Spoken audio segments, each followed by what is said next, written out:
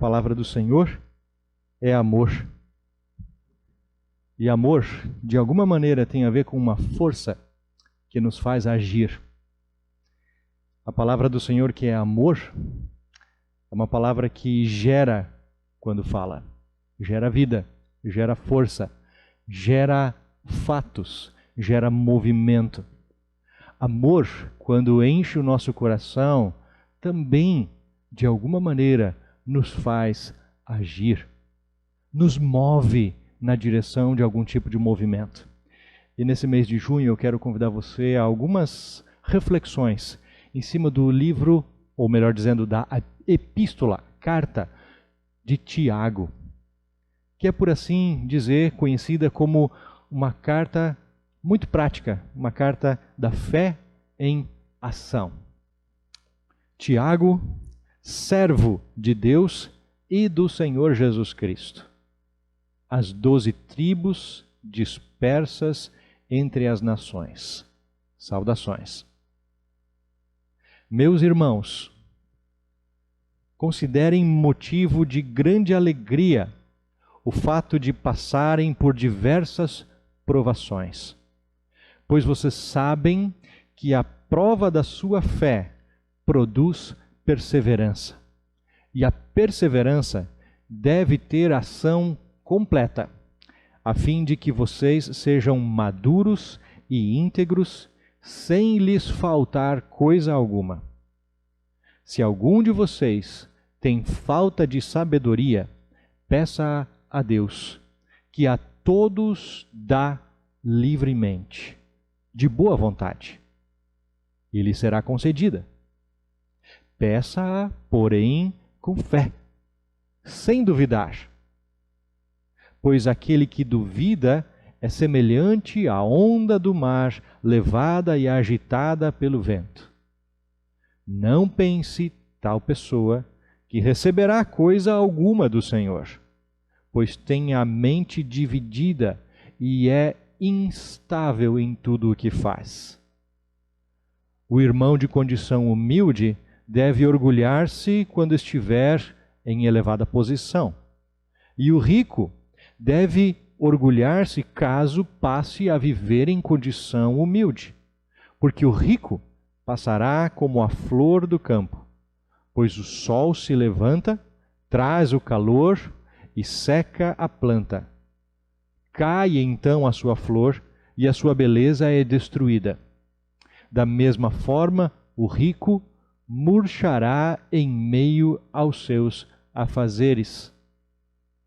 Feliz é o homem que persevera na provação, porque depois de aprovado receberá a coroa da vida que Deus prometeu aos que o amam. Quando, porém, for tentado, jamais deverá dizer: estou sendo tentado por Deus, pois Deus não pode ser tentado pelo mal e a ninguém tenta.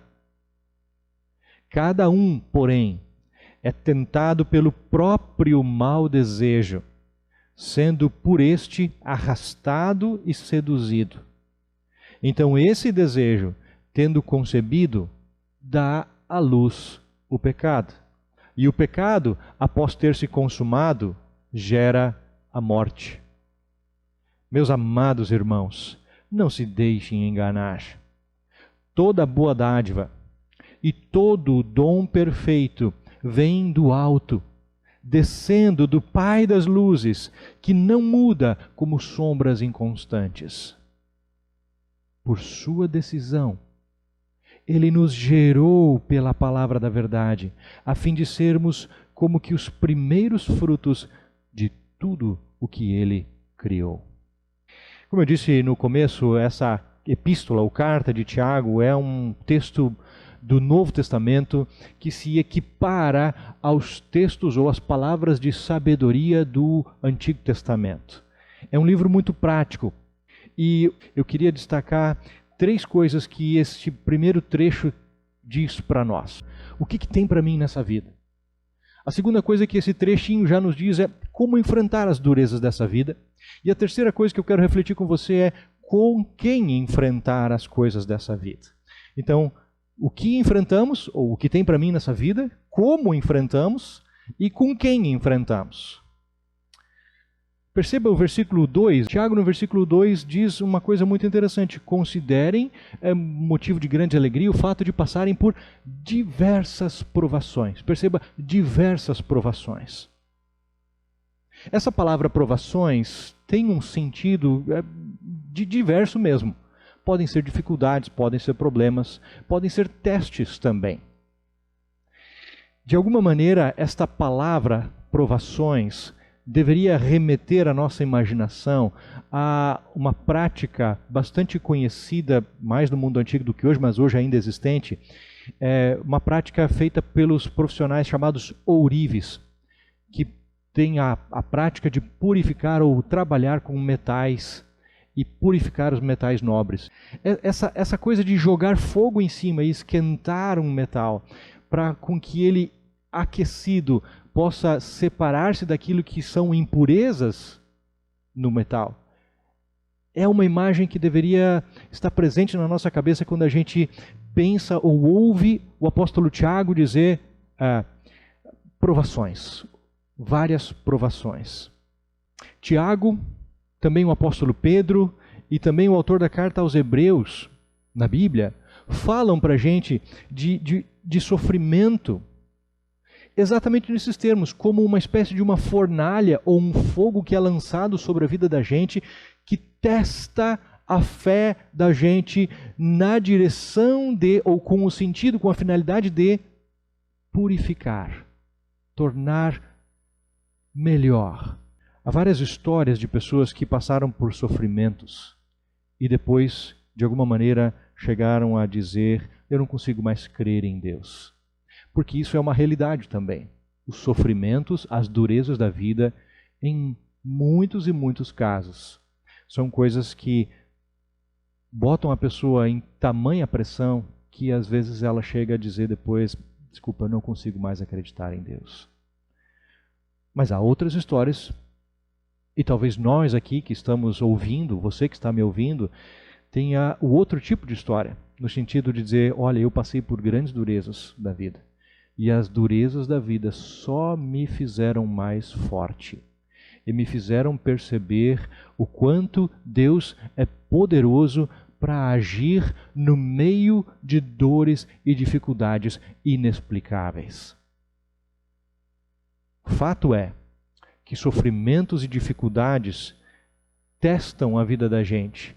E o que Tiago está dizendo para nós aqui nesse versículo 2 é que, de alguma maneira, elas vão acontecer na vida.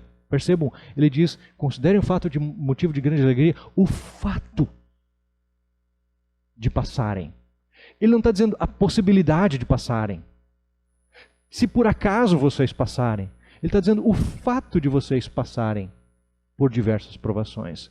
Tiago está presumindo que a vida de todo ser humano nessa terra não tem como escapar, é passar por dificuldades. E está presumindo também que assim também será a vida de todo e qualquer cristão que queira viver uma vida real e não ilusória, que queira viver uma fé real e não ilusória cristã. Será por meio e através de dificuldades. Isso é muito realista, gente. Jesus disse, é interessante a gente lembrar, Jesus disse para os seus discípulos, continua dizendo para mim e para você: o servo não está acima do seu senhor, e o discípulo não está acima do seu mestre. Se o mundo me odeia, também odiará vocês. Se eu passei por aflições, vocês também passarão. Mas Jesus, felizmente para nós, completa dizendo: tenham bom ânimo, eu venci o mundo. Todas as religiões antigas, primitivas ou pagãs, a gente poderia dizer assim, funcionam numa base mais ou menos assim: se faz algo para uma determinada divindade, na expectativa de que essa divindade vai menorar ou me livrar dos sofrimentos e das durezas da vida. Isso as religiões antigas, religiões pagãs. A fé cristã é inovadora nesse sentido. É bom a gente saber disso. Ela tem uma perspectiva totalmente diferente, a fé cristã.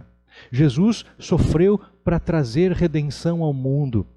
Na fé cristã, a redenção vem através do sofrimento. O próprio caminho do arrependimento, que é o modo como nós entramos na fé cristã. O próprio caminho do arrependimento é uma espécie de sofrimento auto-infligido. Porque sim, arrependimento significa morrer para si mesmo. Negar a si mesmo, como Jesus disse. Arrancar o velho homem e revestir-se do novo.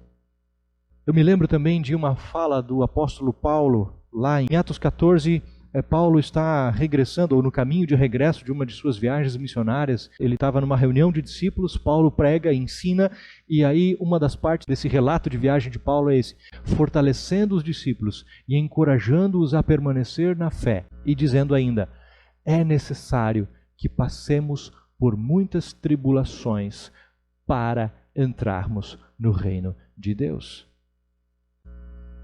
Sabe, o grande problema é que eu e você vivemos numa sociedade, numa cultura, século XXI, que talvez seja uma das piores sociedades em toda a história da humanidade. Uma das piores no quesito de ajudar as pessoas a se prepararem para o sofrimento. A nossa sociedade não faz isso. Os tempos que nós vivemos, de quase maneira nenhuma, ajudam pessoas a se prepararem para o sofrimento. Em tempos antigos, quase todas as pessoas acreditavam que havia algo a mais além desse mundo e dessa vida. Quase todas as sociedades antigas ou culturas antigas, nessas sociedades ou culturas antigas, as pessoas geralmente pensavam mais ou menos assim: bem, tem essa vida e tem a próxima. Tem esse mundo e quando esse acabar, vem o mundo espiritual.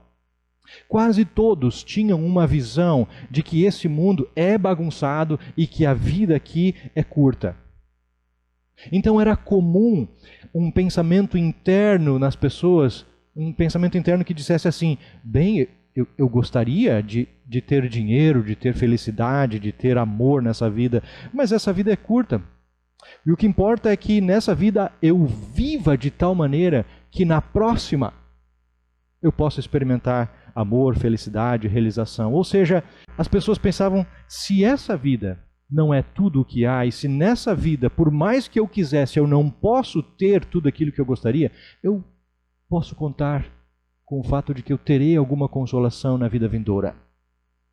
Assim eram as sociedades anteriores à nossa. Mas o que é que nós temos como visão de mundo hoje na sociedade? Estou falando em termos de sociedade geral em que nós vivemos. Nós temos uma afirmação o tempo todo na cultura que a gente está de que essa vida e esse mundo é tudo que existe. Significa, nos termos da nossa cultura secular, sem Deus hoje, significa dizer que se você perde amor, se você perde felicidade, se você perde qualquer coisa aqui, então não existe consolação para você. Você perdeu tudo. Foi-se.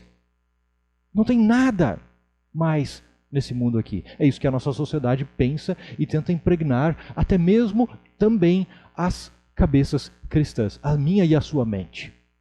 Mesmo que sejamos cristãos, de alguma maneira nós também somos membros da presente cultura. Pensa mais ou menos como peixe dentro da água. De alguma maneira a água impregna ele. E muitas vezes nós cristãos, vivendo nesse mundo, também somos impregnados pela cultura que nos circunda. Então, de repente, a gente até pode se aperceber imbuído de uma ideia mais ou menos assim, muito comum na sociedade atual que nós vivemos. Se você sofre, você tem que processar alguém na justiça. Porque sofrimento definitivamente não é o que deveria acontecer, não é o jeito que deveria acontecer. Se você está sofrendo, alguém errou e por isso alguém tem que ser responsabilizado por isso. Eu às vezes fico assustado como a nossa sociedade é mimizenta. Desculpe a expressão. A gente vive a cata de culpados para tudo. A gente vive a cata de culpados para os nossos sofrimentos. E muitas vezes quem cava o nosso próprio sofrimento somos eu e você. Mas não, é mais fácil culpar uma única pessoa pelos erros de toda uma nação, às vezes. Às vezes é mais fácil culpar uma única pessoa do que pelos erros e maus procedimentos de toda uma comunidade. Percebe como muitas vezes a gente também se deixa impregnar um pouco pela cultura circundante que está ao nosso redor? Essa sociedade em que nós vivemos, esse é o ponto que eu estou traçando agora, ela não nos prepara para vivermos sofrimento. Não prepara você para o sofrimento. E o que o Tiago está dizendo aqui, o autor da nossa carta, é que deve ser mais importante para nós do que foi para os primeiros leitores. O ponto é, dificuldades, problemas, sofrimentos, é o que nos espera na estrada dessa vida. Felizmente, a palavra de Deus, Tiago aqui nessa carta, nos dá recursos para lidar com isso. E o primeiro recurso está justamente nesse mesmo verso que nós estamos olhando, verso 2. Meus irmãos, considerem motivo de grande alegria o fato de passarem por diversas provações. Considerem motivo de alegria. Tiago está convidando a gente a considerar. Considere. Quando você sofre, tem que ser dito isso. A emoção real que você sente é de dor, é de tristeza, não é de alegria. Certeza que não é. Nem deveria ser. Mas Tiago está dizendo, considere. Ele está dizendo, apesar daquilo que você sente, faça o exercício de olhar por cima. Mude a perspectiva. Olhe para os possíveis resultados disso que você está vivendo. Tente olhar por cima, tente olhar para além. É isso que ele está convidando. Ele não está dizendo, não existe sofrimento. Ele não está dizendo que seja masoquista. Ele diz, procure uma outra perspectiva diante do sofrimento e no meio do sofrimento. No verso 3, ele vai dizer, pois vocês sabem que a prova da sua fé produz perseverança, e a perseverança deve ter ação completa, a fim de que vocês sejam maduros e íntegros, sem lhes faltar coisa alguma. Considere o fato de que o sofrimento, se você lida com ele de maneira apropriada, pode se tornar, ou pode tornar você uma pessoa mais madura. É isso que está sendo dito aqui.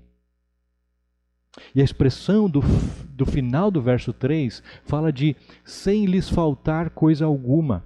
Significa, de alguma maneira, estar equipado para todo e para qualquer trabalho, para qualquer coisa. Significa sofrimento. Ajuda você a ser um pai melhor, uma mãe melhor. Talvez os mais jovens tenham dificuldade de entender o que eu estou dizendo aqui, mas eu tenho quase certeza que os mais velhos que me ouvem nessa manhã concordarão com isso. Porque vocês passaram por isso. O sofrimento pode ajudar você a se tornar um pai melhor, uma mãe melhor, um bom marido, uma boa esposa, um bom homem, uma boa mulher. O sofrimento ajuda você a entender melhor a si mesmo. Ajuda a tomar melhores decisões. Ajuda você a conhecer melhor os seus limites. Quer dizer, depois de passar por sofrimento, você sabe melhor como as coisas são. E é por isso que às vezes a gente chama as idades mais avançadas de melhores idades ou idades da maturidade, não é? Porque já passamos tantas coisas nessa vida que a gente aprende os tempos e as épocas, a gente aprende a ser paciente, sabendo que depois da tempestade vem bonança, e você sabe melhor como o coração humano funciona. A nossa experiência olhando para trás nos aponta nessa direção. O sofrimento pode fazer a gente alguém melhor. O que o Tiago está dizendo é, eu quero que você entenda que a perseverança e a maturidade podem ser o resultado do seu sofrimento, da dureza que você está atravessando. Ou dito de outra forma, sofrimento pode até mesmo acelerar o processo do seu crescimento espiritual.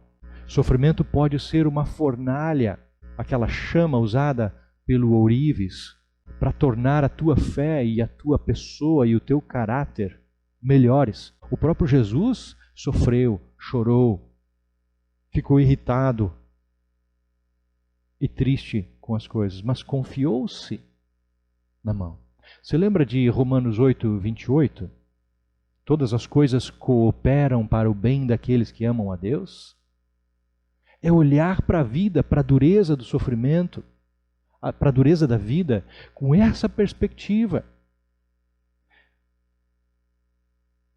É confiar que Deus pode tomar em suas mãos aquela dureza de hoje e tornar ela em algo melhor para você e para outras pessoas ali adiante. É por isso que em 2 Coríntios 4, o apóstolo Paulo diz assim, pois é, a gente passa por muitas dificuldades, nós não desanimamos. Nós somos atribulados, mas não destruídos. Não desanimamos, diz Paulo, porque a nossa leve e momentânea tribulação produz para nós um eterno peso de glória, diz o apóstolo Paulo em 2 Coríntios 4. E é interessante a gente perceber que quando Paulo diz a nossa leve e momentânea tribulação produz para nós um eterno peso de glória, você tem que olhar para o que está acontecendo para Paulo, em Paulo, na vida de Paulo, quando ele diz uma coisa dessas. Apedrejado, perseguido em cada cidade que ele ia, sim, dado como morto, ele foi apedrejado, foi dado como morto, foi arrastado para fora da cidade pelos discípulos, e os próprios discípulos que olhavam para o Paulo apedrejado diziam, perdemos um cara. Preso em prisões, açoitado, ameaçado de morte várias vezes. E Paulo está dizendo, nossa leve e momentânea tribulação, coloque-se no lugar dele. Mas perceba a profundidade desse ingrediente que a Bíblia, que a vida com Deus nos dá. Nós podemos olhar para a dureza da vida com outros olhos. Considere.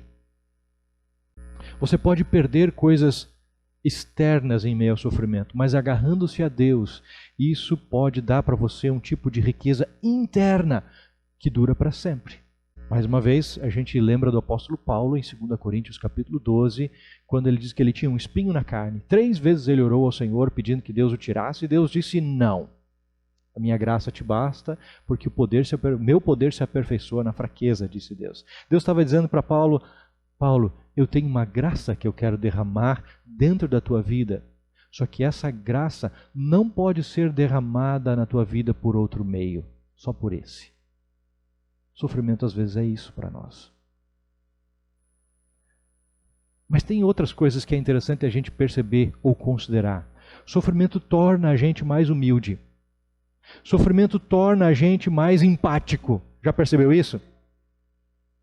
Toda vez que você encontra alguém passando por uma situação parecida com a que você um dia já viveu, você consegue entender melhor a pessoa? Toda vez que você encontra alguém passando por uma dificuldade parecida com a que você já viveu, você pisa 3 vezes no freio antes de dar uma bordoada na pessoa, de xingar ela ou de se impacientar com ela. Por quê? Você sabe como é. Você lembra como foi. E a simples lembrança do que foi e como você está hoje ajuda você a ser muito mais útil, empático na vida de outras pessoas que sofrem. Sofrimento ajuda a gente a se tornar mais consciente de quem somos. E de uma certa maneira, às vezes, muitas vezes, sofrimento, ouça bem, sofrimento nos ajuda a perceber que nós podemos viver sem algumas coisas que nós pensávamos que não podíamos viver sem. Significa dizer, sofrimento às vezes nos leva até mesmo à liberdade. Sofrimento é ruim, mas pode tornar-se algo bom. Esse é o primeiro recurso de que Tiago fala. Considere uma outra perspectiva a respeito daquilo que você está passando, da dureza da vida. O segundo recurso que o texto nos traz são as disciplinas. Tem algumas disciplinas aqui. Perceba que dos versos 5 a 8, não está ali no texto, mas eu vou lembrar você. Se algum de vocês tem falta de sabedoria, peça para Deus que a todos dá livremente de boa vontade. De que tipo de sabedoria é essa de que Tiago está dizendo aqui? Bom, é uma sabedoria que está alinhada ou que é a sabedoria necessária exatamente no tempo da dificuldade, da dureza da vida. Significa dizer, Tiago está dizendo, olha, está difícil. Peça a Deus por orientação sobre como e o que você pode fazer para melhor lidar com a dureza da vida que está visitando você no dia de hoje. Peça a Deus. Peça a Deus e escute. Uma outra coisa que nos é dita nesse texto tem a ver com a dúvida. Peça, porém, diz o texto, sem duvidar. Porque aquele que duvida é como o quê? Como uma onda do mar levada e agitada pelo vento. Tiago fala da dúvida como algo que precisa ser melhor lidado. Por que ele cita a dúvida aqui quando o assunto é pedir e buscar a Deus? Porque a dúvida, muitas vezes, tem a ver com as nossas lealdades. A palavra dúvida usada por Tiago aqui tem a ver com dois caminhos, na verdade. Tem a ver com o cambalear entre dois caminhos. Por isso que as imagens que Tiago traz depois de usar a palavra dúvida tem a ver com coisas que ficam se movimentando. Onda agitada pelo mar, pelo vento, tal. Tiago está reconhecendo que muitas vezes nós somos pessoas que ficam meio que, como diz o profeta, cambaleando, profeta no Antigo Testamento, a gente fica cambaleando entre coisas diferentes. As nossas lealdades, às vezes, estão divididas. Que tipo de lealdade? Aquilo a que a gente entrega o nosso coração. Às vezes a gente entrega a nossa vida ou constrói a nossa vida em cima de duas coisas. Eu quero empregar aqui, trazer a você aquela imagem que Jesus certa vez usou no final do Sermão do Monte, lá em Mateus capítulo 7. Jesus disse: quem ouve as minhas palavras e as pratica é como um homem sábio que construiu a sua casa sobre a rocha. Veio a tempestade, bateram os ventos, as águas bateram contra aquela casa, ela não caiu porque estava construída sobre a rocha. Mas quem ouve as minhas palavras e não as pratica é como um insensato que constrói sua casa sobre areia. Sopraram os ventos, bateram as águas com força contra aquela casa e ela se derrubou toda, caiu, porque foi construída sobre areia. Pega essa imagem. Muitas vezes a gente constrói a nossa vida uma parte na rocha e uma parte na areia. A gente coloca as nossas lealdades em duas coisas. A gente tenta dividir a construção da nossa vida. E você pode imaginar que construir uma casa sobre uma rocha e uma outra parte da casa sobre areia pode trazer problemas. Sem demora você vai ver rachaduras na parede. De que Tiago está falando? Está falando que muitas vezes o sofrimento que a gente experimenta, ou a dureza que a gente experimenta, tem a ver com a nossa própria lealdade dividida. Que a gente entrega a nossa lealdade para Deus, mas também entrega a nossa lealdade, a nossa fonte de esperança, de alegria, de realização na vida para outras coisas. E é exatamente quando essas outras coisas são tiradas de nós que a gente sente dor, que a gente diz, ai que dureza, que a gente chora. Por fim, eu queria refletir com você sobre a pessoa com quem que a gente passa por essas dificuldades. A gente deve lembrar daquele que perseverou até o fim, Jesus. Ele perseverou até o fim. E Jesus é esse em quem a gente pode perceber a realização do que está escrito lá no verso 12. Feliz é o homem que persevera na aprovação, porque depois de ser aprovado, receberá a coroa da vida que Deus prometeu aos que o amam. Há uma palavra de encorajamento nesse texto para nós. Há uma palavra de aviso de sabedoria. Você vai viver com dureza na vida. Há uma alegação, um apontar de recursos. E há um apontar para uma pessoa para quem a gente deve ter os olhos constantemente firmes. Jesus. Em Hebreus capítulo 12, nós temos uma palavra muito interessante do autor da carta aos Hebreus, dizendo, olhem firmemente para o autor da nossa fé, porque ele, contra muita resistência e contra muitas tentações e no meio de muitas dores, ficou firme até o fim.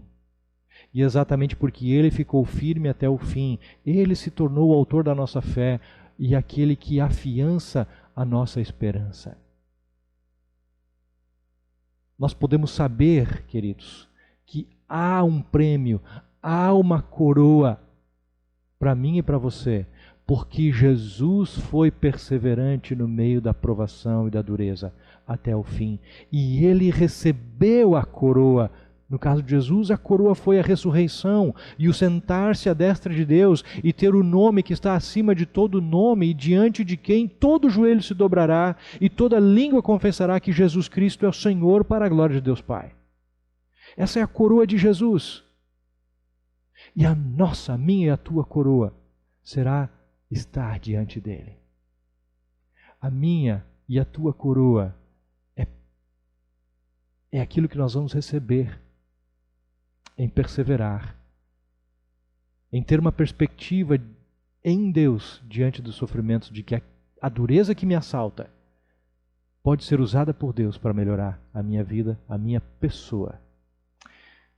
Que você tenha bom ânimo e tenha bom ânimo também de continuar conosco nessa reflexão bastante prática de coisas que ainda virão na carta de Tiago. Vamos terminar com um momento de oração? Convido você a orar. Senhor, obrigado que acima do céu escuro de nuvens tenebrosas está o sol. Isso nos faz lembrar, Senhor, de que Tu estás presente no meio de toda e qualquer dureza das nossas vidas. Obrigado, Senhor, que podemos contar contigo. Ajuda-nos a ter os nossos olhos postos em Ti, o nosso coração com lealdade juramentada a Ti somente. E ajuda-nos, Senhor, a perseverar, sabendo que a perseverança trará resultado completo nas nossas vidas. Obrigado por essa palavra de força e esperança que Tu nos dás hoje. Amém.